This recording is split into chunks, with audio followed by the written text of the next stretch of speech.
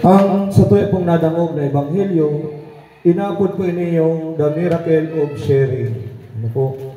Milagro nin pag hiras-hirasan. Ninulita sa ebanghelyo na sa tuyang nadangog, ang kagurangnan nagpakakan ning pirang ribong mga tao.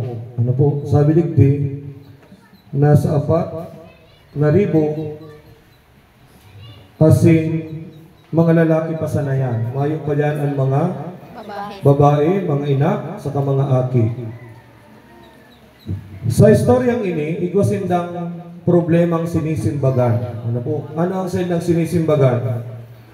Paano mapapakakan ang mga tao? Tulungal daw ng kaibahan kang kagurangnan, gurutom na. Ano po? Kaya ano ang ginibo ni Kristo? Nagapot kung pirang tinapay ang igwa. Ang 7 tinapay na ini, hali po ini yung sasalit na aki. Kinuha ni Andres, asin iyo ang ipinahiling sa kagurangnan na igosinaling tinapay na siri. Asin, kang nailing kang mga tao, nan aki nga ni igwang tinao, nagruluwasan na ang saindang mga balon. Kaya mga alas ka mo 7 tinapay, nagkasya sa pirang ribo. Gabos po, na tao kan panahon, pag mabaklay, perming igwaning balon. Mas kita, perming kita minsan ng igwang pasiguradong balon, lalo na kung mabiyahe, pasiring Manila, kung harayong lugar, sa mga bus stop, minsan, dyan kita na kakakan. Tabo tang gutom. Araw makayan ang mga tao kan panahon. Ang saindang pagbaklay, pero igwang pasiguradong kakano. Asin iyo po yan ang nangyari. Nagkaigwa ng paghiriras-hirasan.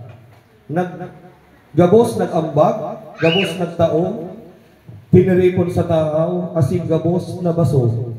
Asin sabi sa uriya na partikan ebanghelyo, igwa pang natada, 7 basket.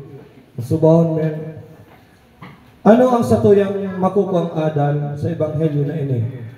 Kapag palang kita nagtatao, kapag kita nagigimo ng karahayan, ng paghiras, lalo na kung grupo o kadakol kitang mahiras, nakakahaman pala, nakakaresolba ng problema, siring sa nangyari sa ebanghelyo.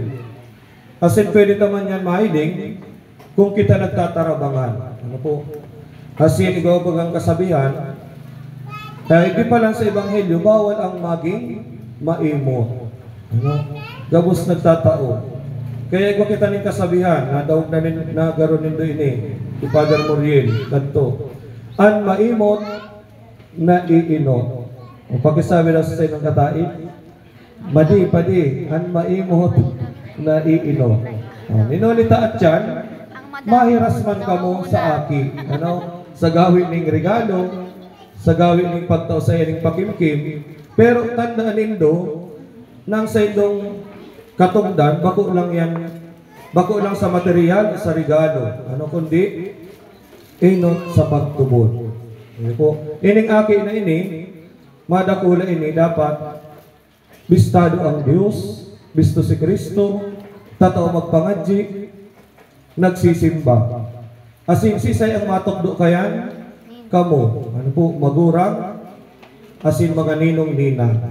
Magiging kamong epektibong paratokdo sa aki, pag-abot sa pagtubod, kung nahiling man kan aki, ang sendong itinutokdo sa senda.